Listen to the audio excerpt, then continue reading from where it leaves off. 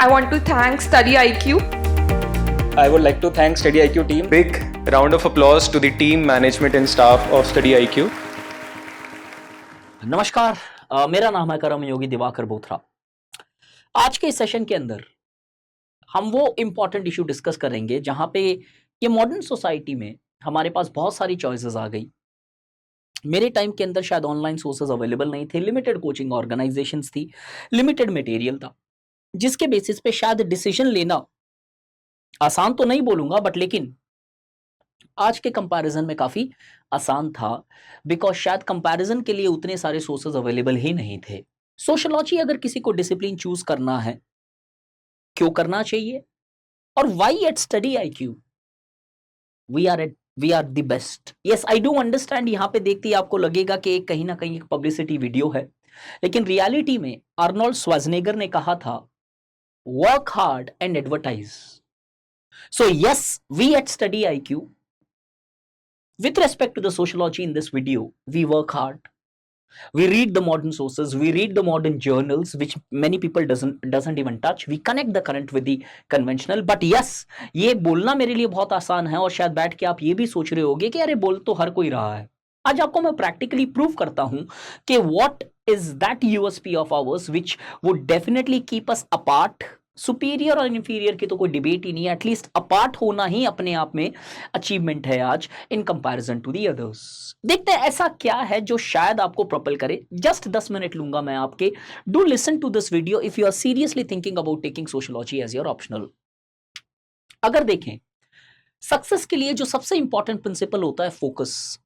जो भी चीज आपने अपनी लाइफ के अंदर फोकस के साथ की होगी, कहीं ना कहीं you would have certainly achieved results, laurels, as far as that particular aspect is concerned।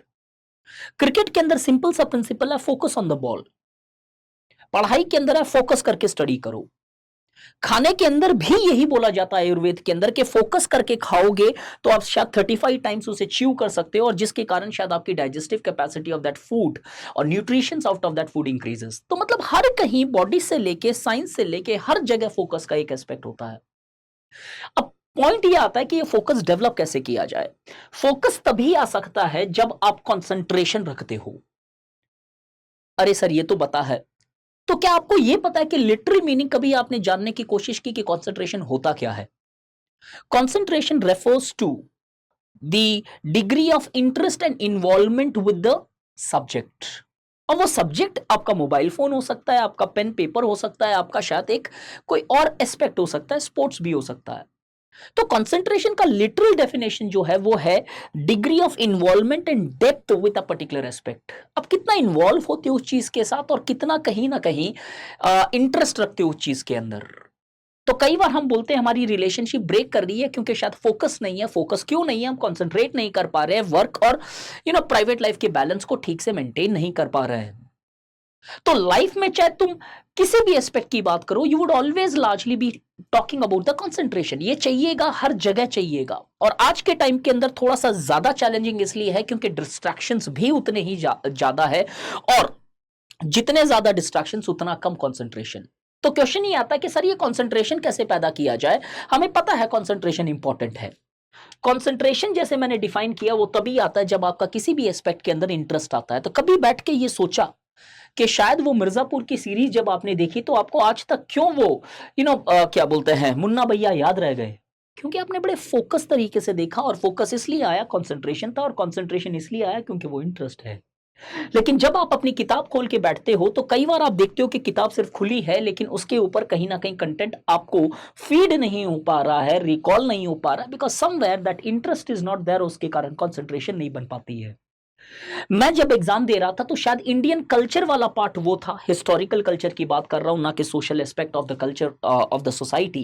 मुझे नहीं डाइजेस्ट होती थी, मुझे नहीं समझ में आती थी sanctum sanctorium, garbhagriha, architecture, stupas. I was not gelling up with this because मेरा शायद इंटरेस्ट नहीं था और मैं कॉन्सेंट्रेट नहीं कर पा रहा था, तो वो कभी मुझे समझ में नहीं आया। वैसा ही बहुत लोगों को फियर मैथ्स का होता है। I am one among them, क्योंकि मेरे को शायद इंटरेस्ट नहीं है उस एस्पेक्ट में। अब किस्सा ये आता है कि इंटरेस्ट कैसे डेवलप किया जाए। यहां पे पहला प्रपोजिशन है, अगर आप कंफ्यूज हो कि कौन सा ऑप्शनल लिया जाए तो सबसे एक प्राइमरी प्रिंसिपल है इंटरेस्ट का। ये जो बोलते हैं कि choice of the toppers, factories of the toppers, no, I don't believe this is true.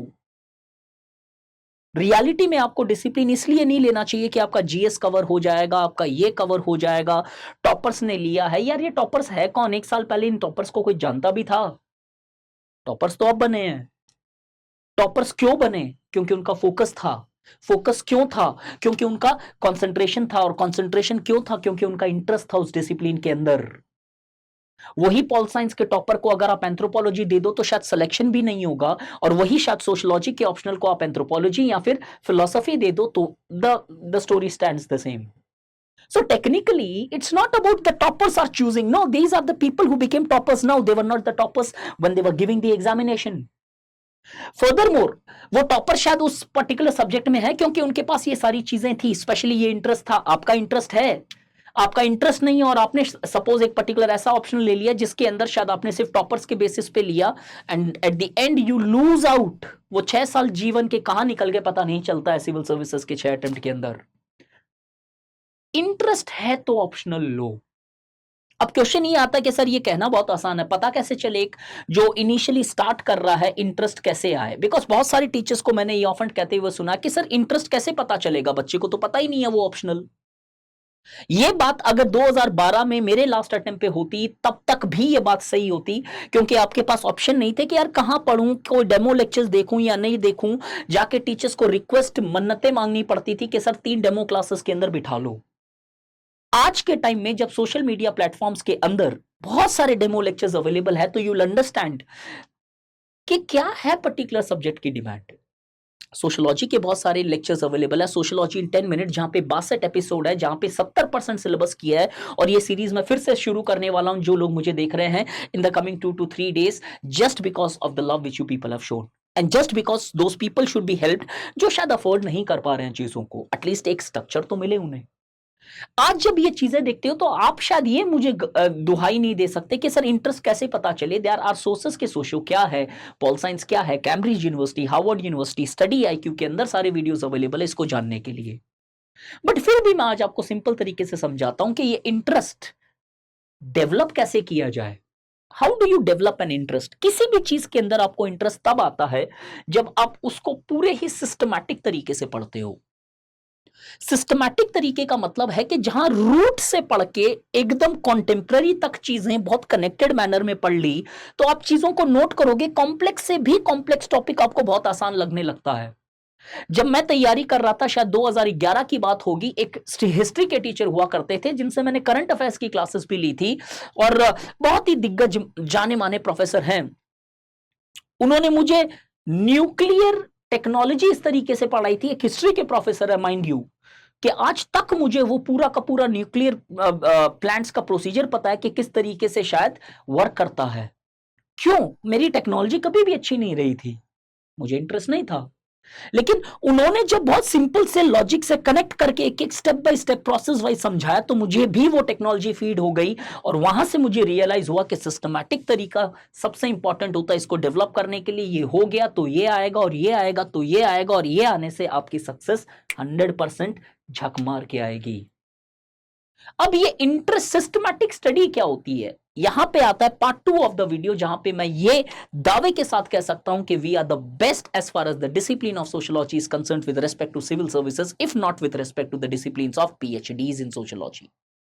क्यों ऐसा क्या पढ़ाते हैं हम कि ये सिस्टमैटिक स्टडी होती है? होता क्या एग्जैक्टली ये सिस्टमैटिक स्टडी? कहना आसान लग रहा है कि इसको समझे कैसे एक बच्चा.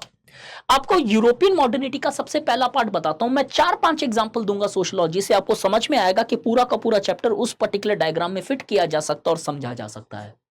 सबसे पहला ही टॉपिक उठाते हैं, यूरोपियन मॉडर्निटी. अगर किसी बच्चे ने ऑलरेडी कुछ लेक्चर्स देखे हैं, पढ़ रखा है, तो आज आपको मैं सिंपल तरीके से समझाता हूं कि इतना बड़ा कॉम्प्लिकेटेड टॉपिक किस तरीके से 150 वर्ड में फिट किया जाता है. डार्क एज के अंदर सोसाइटी के अंदर रैशनैलिटी नहीं थी, और ये वो एज थी जो 13th सेंचुरी की बात कर रहे हैं वेस्ट में. धीरे धीरे इस डार्क एज से कहीं ना कहीं थोड़ा सा आगे बढ़े तो 2 बड़ी सी चीजें हुई, साइंटिफिक रेवोल्यूशन, मैं शॉर्ट में लिख रहा हूं, और कमर्शियल रेवोल्यूशन होती है जब ऑल्टरनेटिव सी रूट मिलता है, तो यहां पे कहीं ना कहीं एक ट्रेडिंग रेवोल्यूशन आती है, ट्रेड इंक्रीज हो जाती है वेस्ट और एशिया के बीच में, और वहीं पे साइंटिफिक रेवोल्यूशन एक साइंटिफिक टेम्पर और रैशनल थिंकिंग लेके आता। Because of the scientific discoveries it also brings technology. इन दोनों के कारण ground was created for enlightenment. ये बात कर रहे हैं हम 17th सेंचुरी की, और इस एनलाइटनमेंट के कारण कहीं ना कहीं दो ऐसे बड़े इंसिडेंट्स हुए, French revolution and industrial revolution, जिनके कारण पूरा का पूरा वेस्टर्न यूरोप हिल गया और बहुत सारी डीप सोशल चेंजेस हुई। जब किसी भी समाज में चेंजेस होती है तो चेंजेस के कारण क्योस आते हैं, और क्योस जब आता है तो शायद हमें इंपॉर्टेंस पता चलती है ऑर्डर की, और हर बार हर कोई फिर ये कोशिश करने में जुट जाता है कि ये क्योस को टैकल करके ऑर्डर कैसे एस्टैब्लिश किया जाए। और जब ऑर्डर एस्टैब्लिश करने की बात आई इस 19th century, 18th century, 19th century के अंदर, तो ये देखा जा रहा था कि बाकी सोशल साइंस डिसिप्लिन जो है सोसाइटी को कंपार्टमेंटलाइज मैनर में पढ़ रहे हैं, जहां पे पॉल साइंस पावर पढ़ रहा है, फिलोसफी मेटाफिजिकल रियलिटीज पढ़ रहा है, तो साइकोलॉजी कहीं ना कहीं मैन को पढ़ रहा है, इंडिविजुअल माइंड, और इकोनॉमिक्स शायद इकोनॉमिक्स को ही पढ़ रहा है सिर्फ, और अपने आप को सब सुपीरियर मान के चल रहा है। तो पता चला कि कहीं ना कहीं पूरी की पूरी सोसाइटी को एकजुट के साथ या फिर as a unit nobody is actually studying.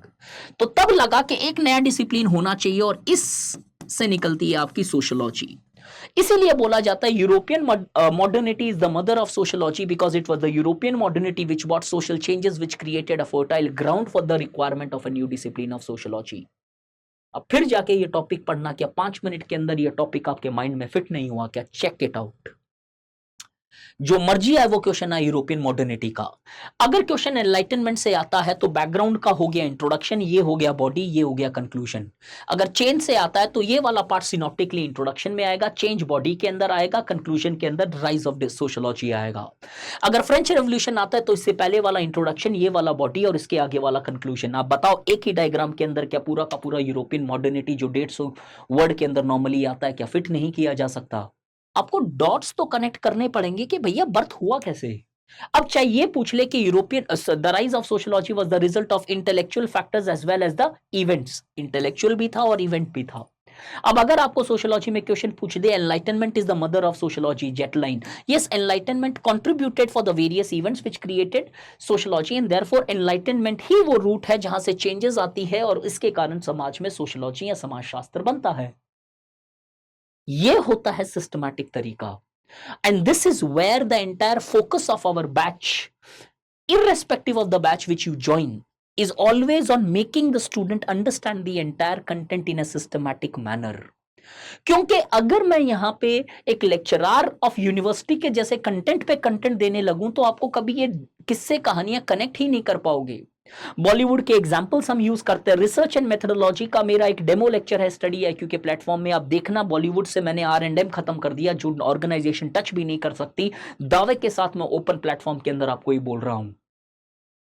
And those people who have studied them, please see that and just check it out. Is there any difference between how we approach sociology and how exactly the others have approached sociology?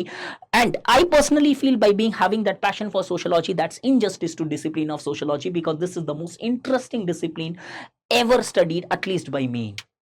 तो अगर आपको sociology systematic तरीके से, that's my promise to all of you guys. My words might lie, but my aura would definitely not lie. My feel would not lie to you. My body language would not lie to you.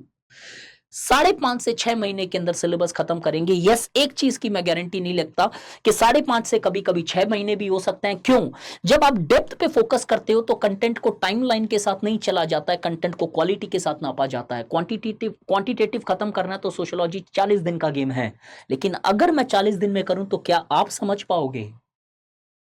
सो अगर आपको sociology लेना है और अगर आपको seriously sociology अगले 5 महीने में तैयारी करनी है तो ज्वाइन दिस बैच, जहां पे आपको 30 महीने तक रिकॉर्डेड सेशंस मिलेंगे और साथ ही साथ में आपको डाउट सेशंस मिलेंगे, आंसर राइटिंग मिलेगी। And believe me guys, you will not repent even for the single penny of the amount which you spend here. So if you really feel that I've connected with you and I've tried to make you a point that why our USP is what our USP is, where we focus on not just the content, the novelty plus structure is more important than the content, at least in our courses. So if you have time, if you have capacity to work hard, and if you're ready to largely understand things, then yes, I'll make the journey easier. Yes, I can just be the guiding light. लिखना तो आपको पड़ेगा ही पड़ेगा sociology के अंदर. Join the batch. Batch closes on 8th. Thank you so much. Study IQ IAS. अब तैयारी हुई अफोर्डेबल.